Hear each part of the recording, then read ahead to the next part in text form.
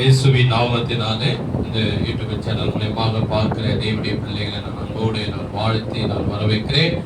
இந்த கல்வாரி சபையிலே ஞாயிற்றுக்கிழமை காலையிலே மே மாதத்துடைய வாக்குத்தத்தங்களை இன்றைக்கு நாம் தியானிக்க போகிறோம். அன்பாக உங்களுடைய சொல்வது காரியம் என்னவென்றால், சப்ஸ்கிரைபர் பண்ணாதவங்க தயவு செய்து அதை பண்ணுங்க. இந்த தேவ செய்தியை உங்க ஷேர் பண்ணுங்க. ஏன்னா அந்த வசனத்தின் மூலியமாக அவர்கள் ஆஸ்வதிக்கப்படுவார்கள். நீங்கள் அதை செய்கிற ஒரு ஊழியம். இந்த சபைக்காக எனக்காக நீங்கள் ஒவ்வொரு நாளும் ஜெபிக்கிறீங்க, உங்களுக்காகவும் நானும் ஜெபிக்கிறேன். இந்த தேவனை கர்த்தர் உங்களை ஆஸ்வதிப்பா. சரி, இந்த மே மாதத்துடைய வாக்குத்தத்த செய்தி மத்தேயு சுவிசேஷம் 5ஆம் அதிகாரம் 14ஆம் வசனம், புதிய ஏற்பாடு 7ஆம் பக்கம், அதிகாரம் 5ஆம் அதிகாரம் 14ஆம் வசனம். நீங்கள் உலகத்துக்கு வெளிச்சமா இருக்கிறீர்கள். எல்லாரும் நாமே சொல்லுவோமா? ஒரு அல்லையா சொல்லுவோமா? கர்த்தர் சொல்லுகிறாரு இந்த மே மாதத்துடைய வாக்குத்தத்தம் மத்தேயு சுவிசேஷம் 5ஆம் அதிகாரம் 14ஆம் வசனம், நீங்கள் உலகத்துக்கு வெளிச்சமா இருக்கிறீர்கள். நாம அந்த உலகத்துக்கு என்னவா இருக்கிறோம்? எல்லாரும் சேர்ந்து நாம உலகத்துக்கு என்னவா இருக்கிறோம்? வெளிச்சமா இருக்கு. கர்த்தர் இந்த மாதம் வாக்குத்தத்தம் கொடுத்துற, நீங்கள் உலகத்துக்கு வெளிச்சமா இருக்கு. வெளிச்சம் தான் மிகவும் அந்த உலகத்துக்கு முக்கியம். வெளிச்சத்துலதான் மனுஷன் வாழ்வான், வெளிச்சத்துல தான் மனுஷன் வேலை செய்வான். மனுஷன் வெளிச்சத்தை பார்த்தாலே அவனுக்குள்ள ஒரு சந்தோஷம் வரும். இப்ப மாலை பொழுது பாருங்க, ஒரு லைட்டை போட்ட உடனே கடவுளை நினைப்பான். இப்ப வீட்டுல கூட பாருங்க, திடீர்னு கரண்ட் இல்லை அப்படின்னும் போது எல்லாருக்கும் கொஞ்சம் கஷ்டமா இருக்கும். ஆனா கரண்ட் வந்த உடனே, லைட் வந்த உடனே, ஃபேன் ஓடின உடனே என்ன ஆயிடும்? எல்லா சின்ன பிள்ளைங்க ஜோரா எகிரிக்குதா கரண்ட் வந்துச்சு அப்படின்னு. வீட்டுல இருக்கிற பெரியவங்களுக்கு அப்பா கரண்ட் வந்துச்சுப்பா, வெளிச்சம் வந்துச்சுன்னு. அப்போ வெளிச்சம் வந்த உடனே மனுஷனுக்கு என்ன ஆகுது? ஒரு சந்தோஷம் வருது. அதுதான் ஆண்டவர் சொல்றாரு, நீங்கள் உலகத்துக்கு என்னவா இருக்க போறீங்க? வெளிச்சமா இருக்க போறீங்க. உங்கள் மூலியமா மத்தவங்க ஆஸ்வதிக்கப்பட போறாங்க. உங்க மூலியமா உங்க குடும்பம் ஆஸ்வதிக்கப்பட போகிறது. உங்க மூலியமா உங்க பிள்ளைங்க ஆஸ்வதிக்கப்பட போறாங்க. உங்க மூலியமா அநேக மக்கள் ஆஸ்வதிக்கப்பட போகிறாங்க. உங்க மூலியமா அநேக சமாதானத்தை பெற்றுக்கொள்ள போகிற கர்த்தர் இந்த உலகத்தை நம்ம என்னவா வைத்திருக்கிறாரு? வெளிச்சமா வைத்திருக்கிறார். நாம் எல்லா வேதம் சொல்லுகிறது வெளிச்சத்தின் பிள்ளைகள் நாம. வேதத்துல சொல்லுவாரு, அந்த காலத்துல இருந்த நம்மை, அந்த காரணா இருள், இருள் என்றால் சாத்தான், அவன் இடத்துல இருந்த நம்மை இயேசுக்குள்ளாக வெளிச்சமாக இயேசு வண்டிலே வர வைத்த புண்ணியங்களை, வெளிச்சத்தண்டிலே வர வைத்த புண்ணியங்களை அறிவிக்கும்படி நாம் தெரிந்து கொள்ளப்பட்ட சந்ததி, பரிசுத்த ஜாதி, அவருக்கு சொந்தமான ஜனம், ஆசாரிய கூட்டம், அவருக்கு முன்பா நிற்கக்கூடிய ராஜாக்களாக இந்த உலகத்துக்கு வெளிச்சமாக கர்த்தர் நம்மை வைத்திருக்க. எல்லாரும் கைதடி ஆண்டவரை ஸ்தோத்திரம் பண்ணுவோமா? சரி, இப்ப வெளிச்சத்துல என்னெல்லாம் ஆசீர்வாதம் இருக்குது அப்படி நம்ம கொஞ்சம் தியானிக்க போகிறோம். வெளிச்சம் ஆண்டவர் சொல்றாரு, நீங்கள் உலகத்துக்கு வெளிச்சமா இருக்குன்றார். சரி, அப்ப அந்த வெளிச்சத்திலே என்ன ஆசீர்வாதம் உலகத்துக்கு இருக்கிறது, நமக்கு இருக்குது, அதை நாம இன்னைக்கு பார்க்க போகிறோம். முதலாவது அதிலே ஏசப்பாவும் சொல்றாரு பாருங்க, மத்தேயு சுவிசேஷம் 5ஆம் அதிகாரத்திலே 14ஆம் வசனம், நீங்கள் உலகத்துக்கு வெளிச்சமா இருக்கிறீர்கள். மலை மேல் இருக்கிற பட்டணம் மறைந்திருக்க மாட்டாது. விளக்கை கொளுத்தி மரக்காலால் மூடி வைக்காமல் விளக்கை தண்டின் மேல் வைப்பார்கள், அப்போது அது வீட்டில் உள்ள யாவருக்கும் வெளிச்சம் கொடுக்கும். ஒரு அழகாக ஒரு உதாரணத்தை ஏசப்பா சொல்றார். இப்போ இந்த காலத்திலே நமக்கெல்லாம் எல்இடி லைட் வந்துச்சு. அதனால நம்ம என்ன பண்ணுவோம்? வீட்டுல எல்இடி லைட் பண்ணுவோம். ஆனா எனக்கு கிட்டத்தட்ட பாத்தீங்கன்னா ஒரு 10 வயசு இருக்கும் போதே, அப்போ எங்க வீட்டுல எல்லாம் இந்த லைட்டோ எல்இடி லைட் எல்லாம் கிடையாது. ஒரு மாலை பொழுது ஒரு 5:30 மணி 6 மணி ஆன உடனே தாயார் சொல்லுவாங்க, எப்பப்பா இருட்டுற நேரம் வந்துச்சு, போய் நீ கடையில போய் மண்ணெண்ணெய் வாங்கி வந்து விளக்குல ஊற்றி திரியத்து. ஏம்மா அப்படின்னு கேட்டா, அப்பதான் நம்ம வீடு முழுதும் வெளிச்சமா இருக்கும், நம்ம வந்து சமையல் பண்ண முடியும், சாப்பிட முடியும், நம்ம தூங்கும். அப்படி அம்மா மாலையில ஒரு 5:30 மணி 6 மணி ஆன உடனே கடையில போய் நின்று மண்ணெண்ணெய் வாங்கி வந்து அந்த விளக்குல ஊற்றி திரியத்தும். திரியத்துல உடனே ஒரு வெளிச்சம் வரும். இப்ப பாத்தீங்களா, இந்த மாதிரி வெளிச்சம் வந்த உடனே இந்த வீடு முழுவதும் வெளிச்சமா இருக்கும். அப்ப நான் என்ன பண்ணுவேன்? கீழே கொண்டு போய் வைப்பேன். கீழே அப்படி ஓரமா சவுத்து ஓரமா வைப்பேன். கால் படக்கூடாது. இல்லப்பா, அப்படி ஓரமா வைக்க கூடாது. நீ கொண்டு வந்து இந்த சவுத்து ஓரத்தை நீங்க பார்த்து நடுவுல மேல ஒரு முக்கோணமே சவுறு இருக்கும், அது மேல நீ வைப்பாங்க. அப்ப அந்த சவுறு மேல நம்ம வைக்கும் போது அந்த சின்ன விளக்கு தான், அந்த கை சைஸ் தான் இருக்கும். வீட்டுல இருக்கு இந்த கை சைஸ் தான் இருக்கு விளக்கு. அந்த விளக்குல வெளிச்சம் பாத்தீங்கன்னா அந்த வீடு, எங்க வீடு முழுவதும் வெளிச்சமா இருக்கும். நல்லா வெளிச்சமா இருக்கு சொல்லி என்ன பண்ணுவாங்க, சமையல் பண்றதுக்கு அரிசி உலை போடுவாங்க, காய்கறியில கட் பண்ணுவாங்க, அப்புறம் சமையல் பண்ணுவாங்க. அதுக்கப்புறம் அந்த வெளிச்சத்தை நாங்க உட்காந்து சாப்பிடுவோம். அதுக்கப்புறம் நாங்க எல்லாம் ஒண்ணா தூங்குவோம். நம்ம மட்டும் இல்ல, இந்த உலகத்துல எல்லாருமே என்ன பண்ணுவாங்க, விளக்கு கொடுத்து ஒரு வெளிச்சம் வைத்த உடனே அந்த வீடு முழுதும் என்ன ஆகும், ஒரு வெளிச்சம் வந்த உடனே எல்லாமே அதுல செய்யணும். அதுதான் ஏசப்பா சொல்றாரு, நீங்கள் யாரு, இந்த விளக்கை போன்றவர்கள். இந்த விளக்கு யாருன்னா அந்த ஆண்டு சொல்றாரு, இந்த 7 விளக்கு இருக்கு இல்லையா, அந்த 7 விளக்குல குத்து விளக்கு இருக்கும் போதே அது எப்படி ஒரு பிரகாசம் வந்த உடனே ஆசாரிப்பு கூடாரத்திலே விளக்கு எதுனா இதுதான் இருந்தது. பழைய ஏற்பாட்டிலே ஆசாரிப்பு கூடாரம் இருந்தது, ஆலயம். அந்த ஆலயத்தில் எது வெளிச்சமா இருந்ததுன்னா இந்த குத்து விளக்கு தான் இருந்தது. இந்த விளக்கு தான் எதை குறிக்கும் என்றால் சபையும் சபை ஜனங்களை குறிக்கும். அதுக்குதான் நம்ம தேவாலயத்திலே இந்த புல்பீட்ல இந்த பேனரை போட்டேன். எதுக்குன்னா அப்போ நம்ம என்னவா இருக்கிறோம் என்று ஆண்டவர் சொல்றாரு, ஒரு விளக்கு எரியும் போது எப்படி வீட்டுல இருக்கிறதுக்கு பிரகாசத்தை கொடுத்து அவங்க வாழ்வதற்கும் அவங்க சாப்பிடுவதற்கும் அவங்க இருப்பதற்கு ஒரு வெளிச்சத்தை அது கொடுக்குறதோ, அதே போல நம்முடைய வாழ்க்கை ஆண்டவர் சொல்றாரு, நீங்கள் விளக்கா இருந்து வெளிச்சமா இருந்து உங்கள் மூலியமா உங்கள் குடும்பம் வாழ்வதற்கு, உங்க மூலியமா உங்கள் பிள்ளைகள் வாழ்வதற்கு, உங்க மூலியமா உங்கள் தெருவில் இருக்கிற வாழ்வதற்கு நான் உங்களை வெளிச்சமாக ஒரு விளக்கை போன்றே நான் வைத்திருக்கிறேன். ஒரு ஆமென் சொல்லுவோமா? கைதட்டி ஆண்டவரை ஸ்தோத்திரம் பண்ணுவோமா? 16ஆம் வசனம், இவ்விதமாய் மனுஷர் உங்கள் நற்கிரிகளை கண்டு பரலோகத்தில் உங்கள் பிதாவை மகிமைப்படுத்தும்படி உங்கள் வெளிச்சம் அவருக்கு முன்பாக பிரகாசிக்க கடவுது. எல்லாரும் சேர்ந்து சொல்லுங்க, உங்கள் நற்கிரிகளை கண்டு பரலோகத்தில் இருக்கிற உங்கள் பிதாவை மகிமைப்படுத்தும்படி உங்கள் வெளிச்சம் அவர்களுக்கு முன்பாக பிரகாசிக்க கடவுது.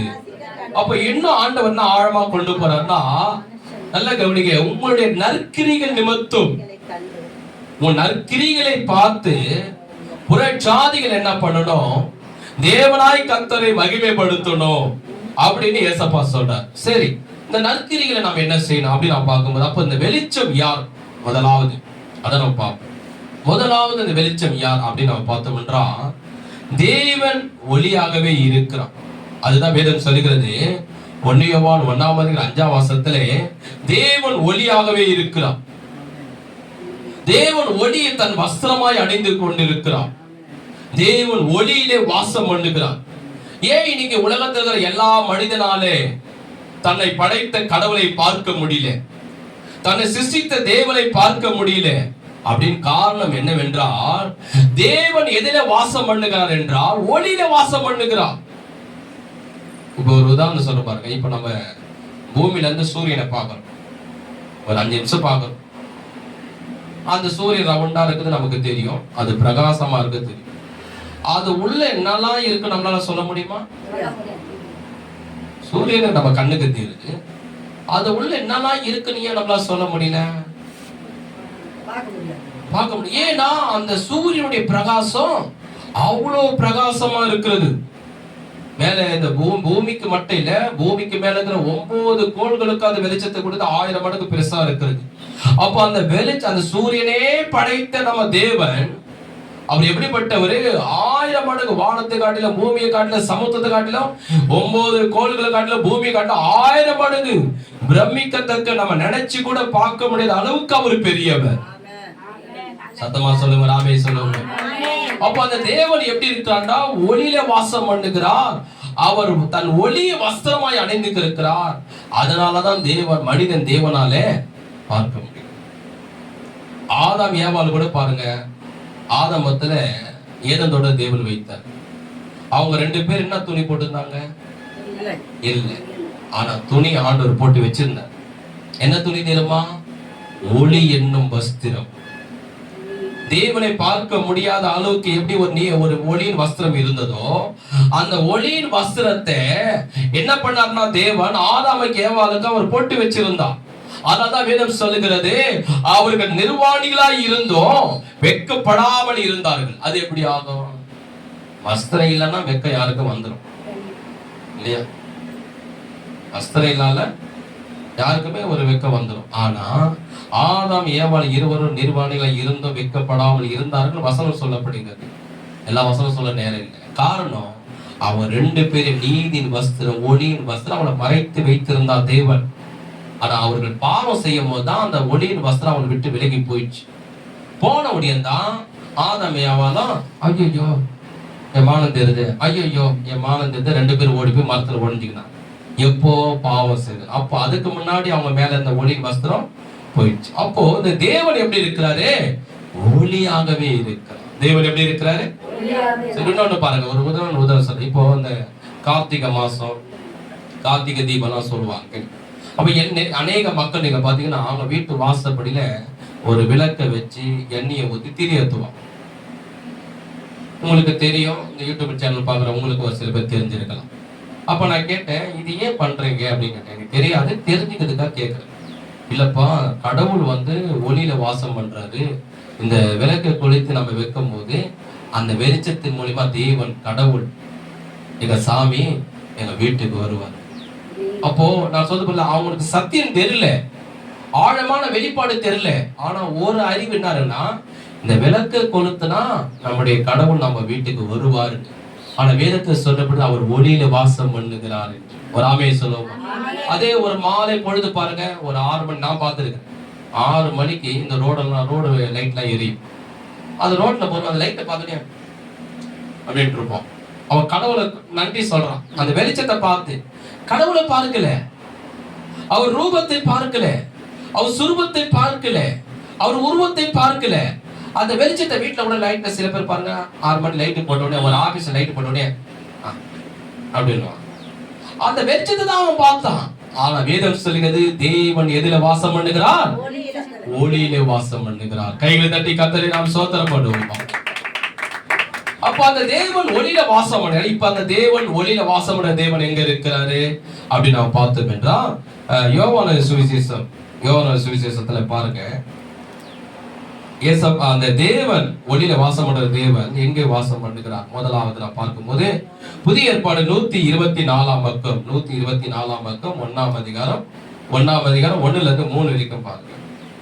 1-3 வரைக்கும் புதிய ஏற்பாடு 125 பக்கம். அதுல பாருங்க 124 கரெக்ட்.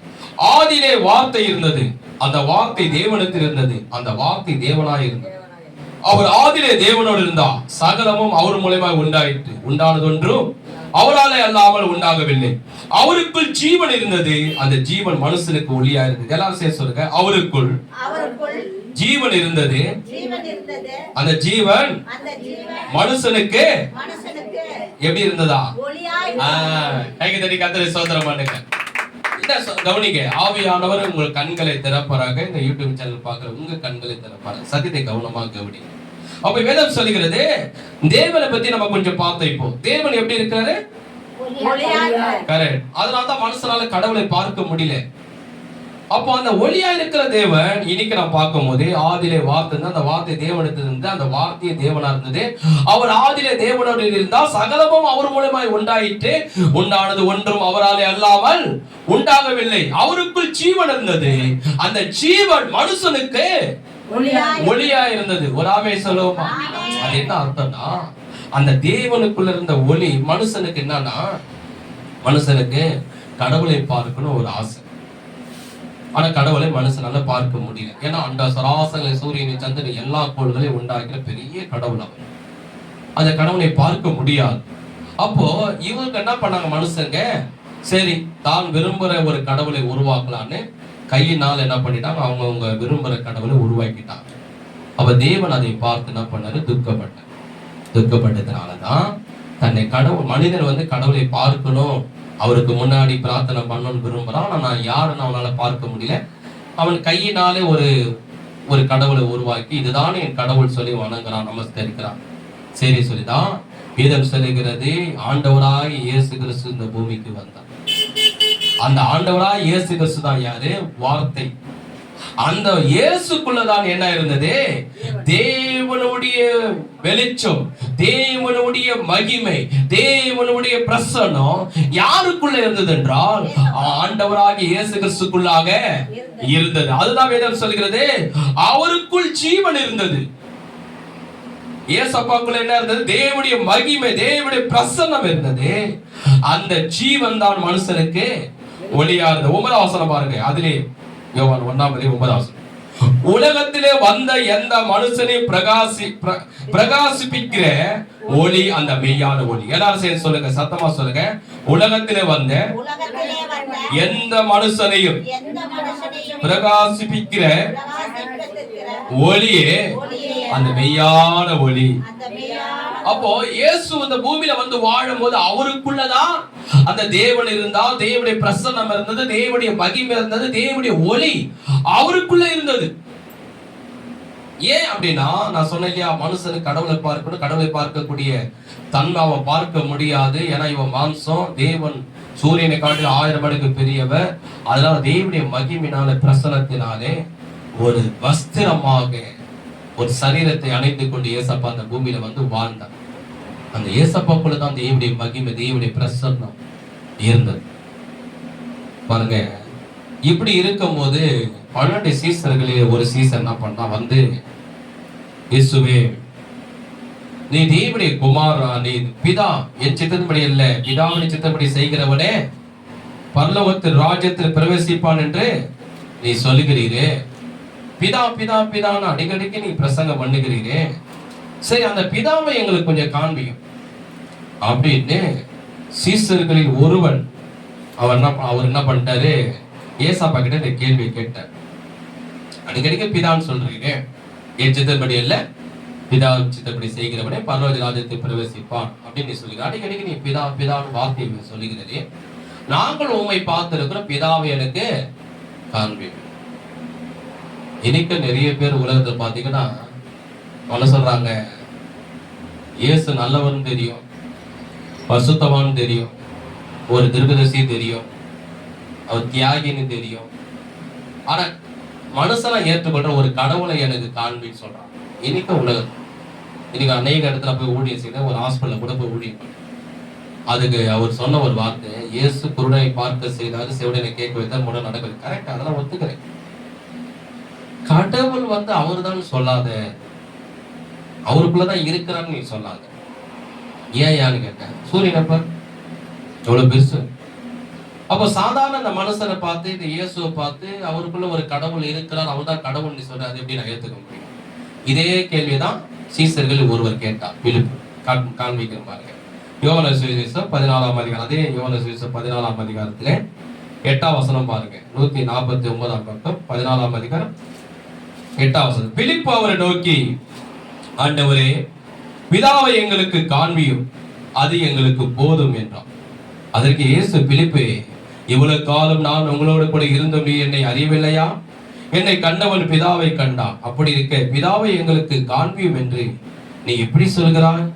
நான் பிதாவிலும் பிதா என்னிலும் இருக்கிறது நீங்க விசுவாசிக்கிறது இல்லையா? நான் உங்களோடு சொல்லுகிற வசனங்களை என் சுயமாய் சொல்லவில்லை, என்னிடத்தில் வாசமாய் இருக்கிற பிதாவானவரே இந்த கிரிகளை செய்து வருகிறார்.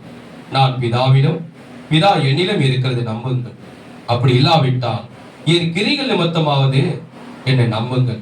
மெய்யாகவே மெய்யாகவே நான் உங்களுக்கு சொல்கிறேன், நான் என் பிதாவிடத்தில் போகிறபடினால் என்னை விசுவாசிக்கிறவன் நான் செய்கிற கிரிகளும் தானும் செய்வான், இவைகளை பார்க்கிற பெரிய கிரிகளை செய்வான். நீங்கள் என் நாமத்தினால் எதை கேட்பீங்களோ குமாரின் பிதா மகிமைப்படும்படி அதை செய்வேன். எல்லாரும் சேர்ந்து இந்த யூடியூப் சேனல் பார்க்கிற நீங்க கூட சேர்ந்து சொல்லுங்க, நான் பிதாவிலும் பிதா என்னிலும் இருக்கிறதை நம்புங்கள். அப்படி இல்லாவிட்டால் என் கிரிகள் நிமித்தமாவது என்ன நம்புங்கள். என்ன கவனிங்க, இப்ப உலக மக்கள் கேட்கறாங்க இல்லையா, அதே போல 12 சீசர்களில் பிலிப்பு என்பவர் கேள்வி கேட்டார். யாரு கேட்டது? பிலிப்பு. அவருக்கு 12 சீசர் ஒருத்தர் கேட்டார், இயேசுவே பிதா பிதா அடிக்கடிக்கு நீங்க பிரசங்கம் பண்ணுகிறீங்க, உன்னை நாங்க பார்த்துட்டோம், அந்த பிதாவை கொஞ்சம் எனக்கு காண்பி அப்படின்னு கேட்கிறாரு. அப்போ ஏசப்பா என்ன சொல்றாரு, பிலிப்புவே இவ்வளவு காலம் கூட நான் இருந்தேன், பிரசங்கெல்லாம் பண்ணி அற்புத அதிசயெல்லாம் செய்து என்ன நீ நம்பலியா? பிதா என்னிலும் நான் அவரிலும் இருக்கிறதே நம்புங்கள். அப்படி நம்பாவிட்டால் என் கிரிகள் நிமித்தமாவது என்ன நம்புங்கள். நான் அவரிலும் அவர் என்னிலும் இருக்கிறதே என் கிரிகளை பார்த்து நம்புங்கள் சொல்றார். கைதட்டி ஆண்டவரை ஸ்தோத்திரம். அவர் பிதாவாகிய தேவன் எங்க இருந்தானா? ஏசப்பாக்குள்ள இருந்தா. பிதாவாகிய தேவனுடைய மகிமை எங்க இருந்தா ஏசப்பாக்குள்ள இருந்தது. பிதாவுடைய வெளிச்சம் ஒளியில வாசம் பண்ணுகிற இறைவன் எங்க இருந்தார் என்றால் ஏசப்பாக்குள்ள இருந்தார். ஆனா உலக மக்களுக்கு அது தெரியல. அதனாலதான் அன்னைக்கு நிறைய பேர் அவரை எதிர்த்தாங்க. நீ ஒரு தச்சனுடைய மகன், ஒரு மரியாதை வயிற்றுல பிறந்த நீ, உன்னை தேவனுக்கு சமமா நீ பேசுகிறாயே, நீ தேவனுடைய குமாரன் என்று சொல்லுகிறாயே. அவங்க சொல்லுவாங்க பரிசைய, நீ செய்த அற்புத அதிசயத்தினால உன் மேல கல்லெறியல, நாங்க கல்லெறிஞ்சு உன்னை சாகடிக்க நாங்க நினைக்கல. நீ தேவனுக்கு சமமா பேசுறியே, தேவனுடைய குமாரன் என்று சொல்றியே, அதை எங்களால் ஏற்றுக்கொள்ள முடியாது சொல்லிதான் கல்லை எடுத்து அவரை கொல்ல பார்ப்பான். கவனிங்க. அதே போல ஏசப்பா என்ன பண்ணுவாரு, தேவன் அவருக்குள்ள இருக்கிறது, தேவனுடைய பிரசன்னம் அவருக்குள்ள இருக்கு, தேவனுடைய மகிமை அவருக்குள்ள இருக்கிறது. அவர் என்ன செய்வார்னா, ஒளிவு மலையில போய், யோவான் சுவிசேஷம் 17 வரும் நினைக்கிறேன், ஒளிவு மலையில போய் ஜெபிப்பார். அப்ப சீசர்கள் எல்லாருமே என்ன பண்ணுவாங்க, நல்லா தூங்குவாங்க. சீசர்கள் மலை மேல தூங்குவாங்க. இவர் என்ன பண்ணுவார், பிதா கிட்ட ஜெபித்து கொண்டே இருக்கும் போது அண்ணாகும் ஒரு பயங்கரமான ஒரு பிரகாசம், ஒரு பயங்கரமான ஒரு வெளிச்சம், சூரியனை காட்டின 1000 மடங்கு ஒரு பிரகாசம் இங்க வரும். மலை மேல ஏசப்பா ஜெபிக்கும் போது அவர் என்ன செய்தார் என்றால், தன் வஸ்திரத்தை, தன் சரீரத்தை கொஞ்சம் விளக்குனார். விளக்கும் போதே அவருக்குள்ள இருந்த அந்த மகிமை, எப்படி நம்ம துணி அவுத்தா நம்ம சரீரம் தெரியுமோ, அது போல அவர் சரீரம் என்ன வஸ்திரத்தை அவர் விளக்கும் போது அவருக்குள்ள இருக்கக்கூடிய அந்த மகிமை பிரகாசம் அந்த மலை மேல அப்படியே பிரகாசித்தது. அப்போ பேதுரு, என்னடா இது, இந்த இடத்துல இவ்வளோ பிரகாசமா இங்க யாரா நிக்கிறது, இவ்வளோ வெளிச்சமாகுது அப்படின்னு கண்ணத்தை வந்து கொஞ்சம் பார்த்தா இருப்பாருங்க. கண்ணு கூசுது அவருக்கு. பார்த்தவனு யார் அங்க நின்று இருக்குது, ராமே சலோமா ஏசப்பா. என்னடா இது, ஏசப்பா நிக்கிற இவ்வளவு பிரகாசமா இவ்வளவு மகிமை கண்ணை கூசுதே அப்படின்ற. அப்போ என்னன்னா அந்த இடத்துல என்ன பண்றாரு ஏசப்பா, நான் சாதாரண ஒரு மனிதன் அல்ல, நான் தேவனுடைய குமாரன், எனக்குள்ள தேவனுடைய மகிமை தேவனுடைய பிரசன்னம் இருக்க சொல்லி தான் சரீரத்தை இரவு நேரத்தை ஜெபிக்கிற நேரத்தை விளக்கி காண்பித்தான். அந்த சரீரத்தை எப்படி ஒரு துணி அவுத்தா சரீரம் தெரியுமோ, அவர் சரீரத்தை விளக்கின உடனே உள்ள தேவனுடைய மகிமை தேவனுடைய பிரகாசம் அப்படியே பிரகாசிக்கிறதே. பேதுரு கொஞ்சோண்டு பார்த்தார். ராமே சொல்லும். ஆனாலும் புற ஜாதி என்ன பண்ணல, நம்பல. யூதர்கள் கூட நம்பல, அவர் இஸ்ரவேலர் கூட நம்பல. ஆனால் அதற்கு என்ன சொன்னா தெரியுமா, அவர் ஒரு வார்த்தை சொன்னாரு, பிதா செய்கிற கிரிகளை நானும் செய்கிறேன், அப்பா வந்து என்ன நம்புங்க அப்படின்னா. சரி, அது இதையும் நம்ம ஒத்து பார்ப்போமா, ரெண்டுத்தையும் பார்ப்போம். பழைய ஏற்பாடு அப்புறம் சூப்பர், ரெண்டும் ஒரே ஏற்பாடு தான். பழைய ஏற்பாடு புதிய ஏற்பாடு. சில பேர் என்ன சொல்றாங்கன்னா, ஐயா நான் புதிய ஏற்பாடு தான் படிப்போம், பழைய ஏற்பாடுலாம் படிப்போம். சில பேர் என்ன சொல்றாங்கன்னா, நாங்க பழைய ஏற்பாடு தான் படிப்போம், புதிய ஏற்பாடுலாம் படிக்க மாட்டோம். அப்ப நான் சொல்வேன், அப்ப ஏன் ரெண்டும் ஒண்ணா வச்சிருக்கிறாங்க? பழைய ஏற்பாடு புதிய ஏற்பாடு எல்லாம் ஒரே ஏற்பாடு தான், முழுமையா நம்ம படிக்கணும். ராமே சொல்லுவோமா, பழைய ஏற்பாடுல படிச்சு முடிச்சுட்டா புதிய ஏற்பாடுல இருக்குது புரியாது, புதிய ஏற்பாடுல இருக்குது படிச்சு முடிச்சுட்டா பழைய ஏற்பாடுல புரியாது. சொல்ல எப்படி பண்ணா, பேண்ட்டை மட்டும் நான் மாட்டிக்கினேன்னா பார்க்க நல்லா இருக்கமா, சட்டை மட்டும் நான் போட்டுக்கணும் பேண்ட்டை போடலன்னா பார்க்க நல்லா இருக்கமா? நான் கேட்கும் போதே சிரிக்கிறீங்க. ரெண்டுத்தையும் போட்ட பிற்பாடுதான் பார்க்க எப்படி இருக்குது, அது ஒழுங்கா இருக்கும். அது போலதான் பழைய ஏற்பாடு படிக்கணும் புதிய ஏற்பாடு படிக்கணும், ரெண்டுத்தையும் படிச்சாதான் தேவனுடைய அர்த்தம் நமக்கு தெளிவா புரியும். ராமே சொல்லுவோமா. அப்ப பழைய ஏற்பாடு நம்ம பார்க்கும் போது தேவன் என்ன செய்தா, இப்ப புதிய ஏற்பாடுல ஏசப்பா என்ன செய்தா, ரெண்டு பேருடைய கிரியை நம்ம பார்க்க போறோம். பேசப்பட சொல்றாரு, ஒரு உதாரணம் சொல்றாரு. சரி, என்ன நீ கடவுள் நம்பல, தேவனுடைய குமாரன் நம்பல, சரி, பழைய ஏற்பாடுல தேவன் என்ன செய்தார் அப்படின்னு நம்ம முதலாவது அப்பா கவனிங்க, நிமிந்து உட்காருங்க, முகத்தை நீங்களும் கவனிங்க. பழைய ஏற்பாடுல தேவன் என்ன பண்ணார், ஆதாம் ஏவலை உருவாக்கி என்ன சொன்னாரு, அவர் முதல்ல ஆதாம் ஏவலை இருவரையும் மண்ணினால உருவாக்கி அவர் தான் உருவாக்கி இல்லையா? அந்த இடம் பழைய ஏற்பாடு பார்க்கும் போது ஏசப்பா இருப்பாரு, ஆனா வெளியங்கமா இருக்க மாட்டேன், எல்லாமே தேவன் தான் செய்வார்.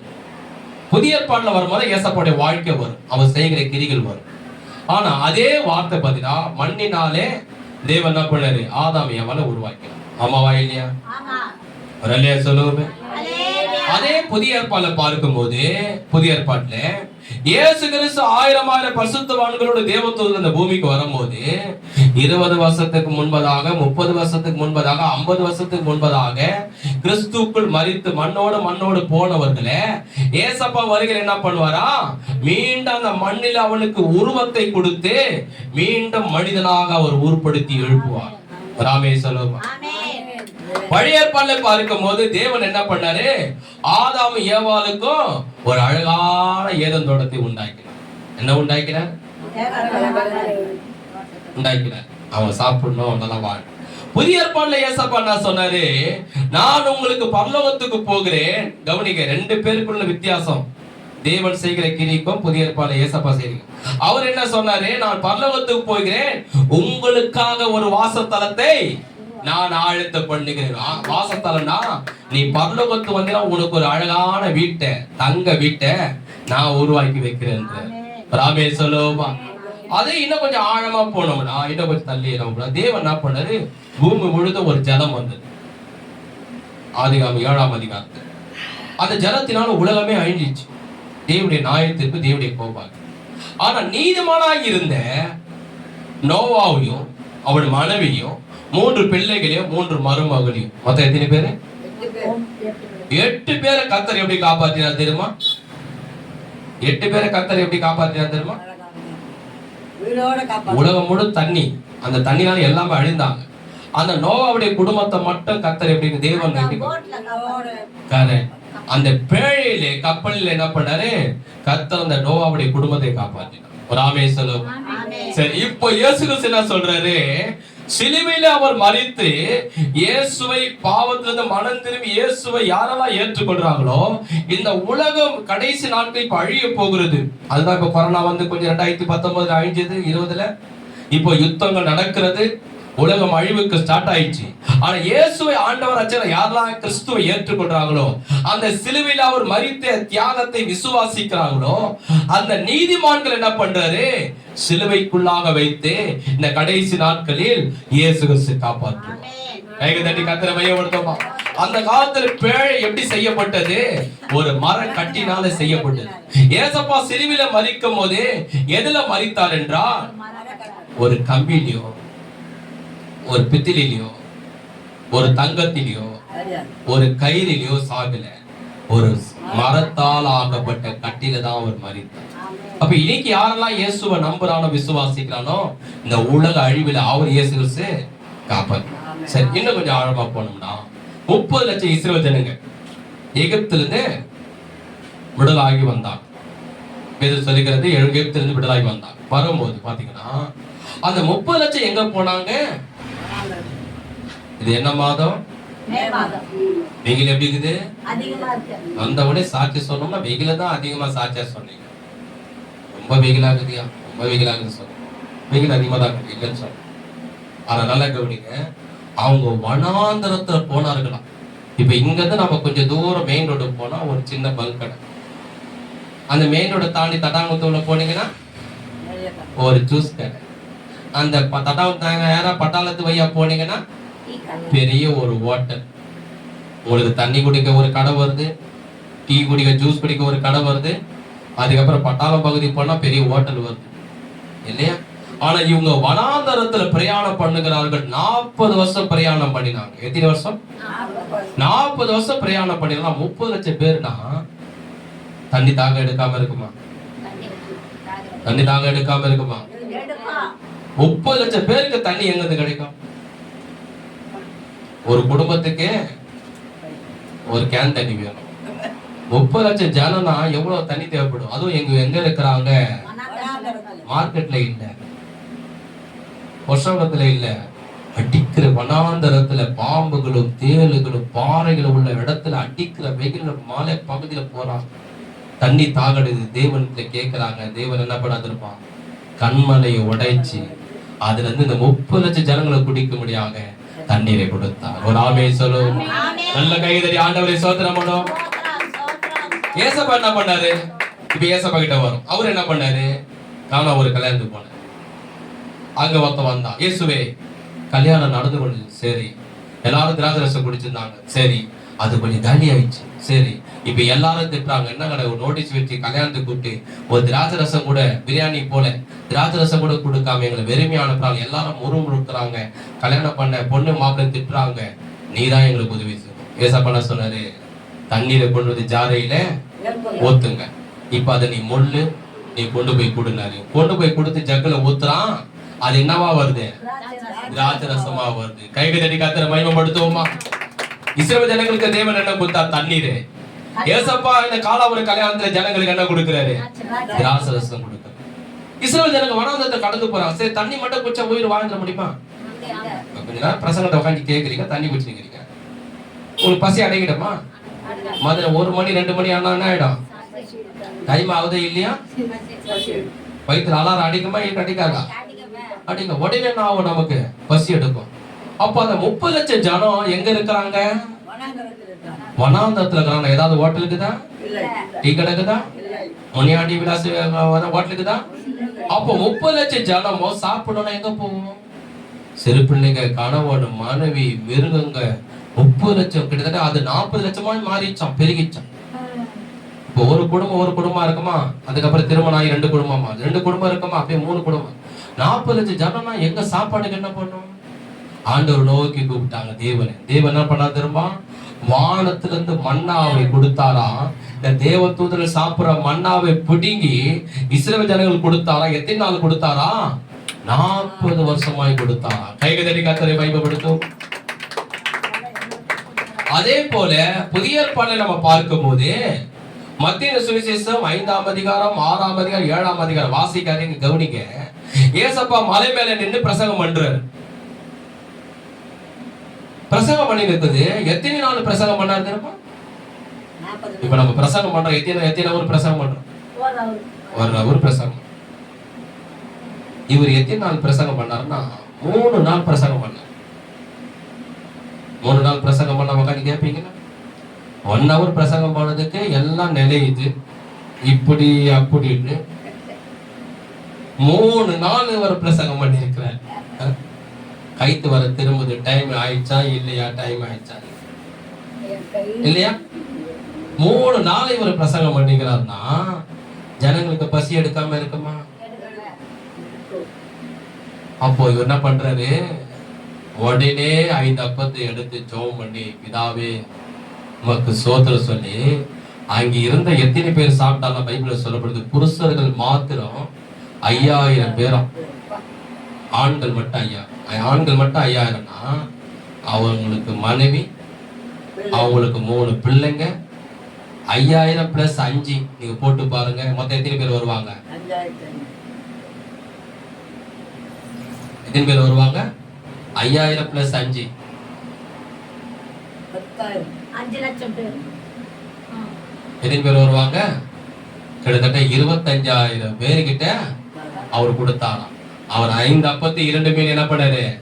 அப்போ வேற கூட என்னது, நம்ம சாப்பாடு போட்டா நம்ம என்ன பண்ணுவோம்? ஏம்மா சாப்பாடு போட்டேன், பொரியல் கச்சிக்கா கேட்போமா கேட்க மாட்டோமா?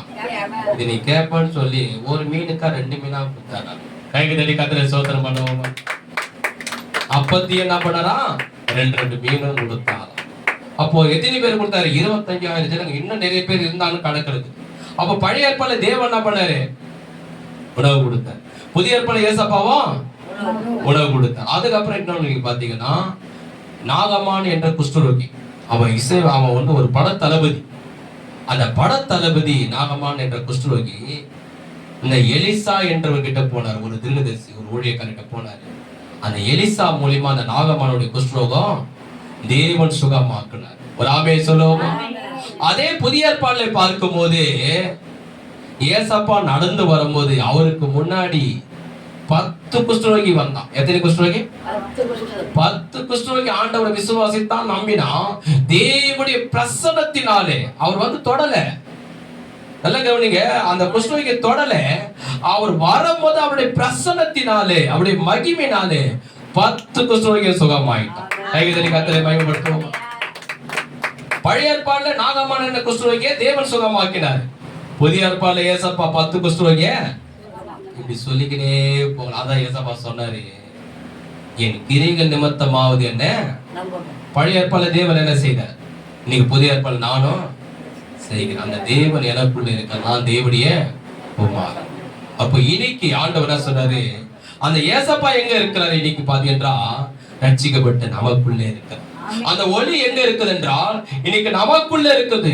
இன்னைக்கு தேவனுடைய பிரசன்னம் எங்க இருக்கு என்றால் இன்னைக்கு நமக்குள்ள இருக்கிறது. கைகளை கர்த்தரை மகிமைப்படுத்துவோமா? அதுதான் எபேசியர் 2ஆம் அதிகாரம் எடுத்துக்கொள்ளுங்க. எபேசியர் 2ஆம் அதிகாரம் வேதம் சொல்லுகிறது. எபேசியர் புதிய ஏற்பாடு 265ஆம் பக்கம். 265ஆம் பக்கத்திலே 265ஆம் பக்கம் எபேசியர் 2ஆம் அதிகாரம் 10ஆம் வசனம் கவனிங்க. ஏனெனில் நற்கிரிகளை செய்வதற்கு நாம் கிறிஸ்து இயேசுக்குள் சிருஷ்டிக்கப்பட்டு தேவனுடைய செய்கையாய் இருக்கிறோம். அவைகளில் நாம் நடக்கும்படி அவர் முன்னதாக அவைகளை ஆயத்து பண்ணி இருக்கிறார். ஒரு ஆமென் சொல்லுவோமா? எல்லாரும் சேர்ந்து சத்தமா சொல்லுங்க. நற்கிரிகளை செய்வதற்கு நாம் கிறிஸ்து இயேசுக்குள் சிருஷ்டிக்கப்பட்டோம். சரி கவனிங்க, என்ன சொல்றாருன்னா, நம்ம ஆண்டவர் ரட்சித்தது எதற்காக? இனி நம்ம தேவன் எதற்காக நம்மளை உருவாக்கினார், எதற்காக நம்மளை ரட்சித்தார்? இனி ஏன் தேவனுடைய மகிமை நமக்குள்ள இருக்குன்னா, வேதம் சொல்லுகிறது, பிதாவாகிய தேவன் செய்த நற்கிரிகளை ஏசப்பா செய்தார்.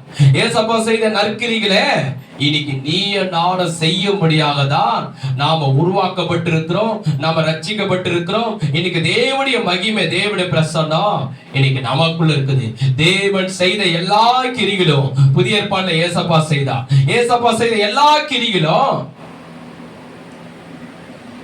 இன்னைக்கு நீ என்னாலும் செய். அதான் ஏசப்பா சொன்னாரு, என்னை விசுவாசிக்கிறவன் நான் செய்கிறத காட்டிலும் பெரிய காரியங்களை செய்வான். கைகதடி கர்த்தரை மகிமைப்படுத்துவோம். நல்ல கைதடி ஆண்டவரை ஸ்தோத்திரம். இவைகளை காட்டிலும் பெரிய காரியத்தை செய்வான். அப்போ தேவனுடைய மகிமை எங்க இருக்கு? இன்னைக்கு நமக்குள்ள. தேவனுடைய பிரசன்னம் எங்க இருக்குது? தேவனுடைய ஆவி நம்ம எங்க இருக்குது?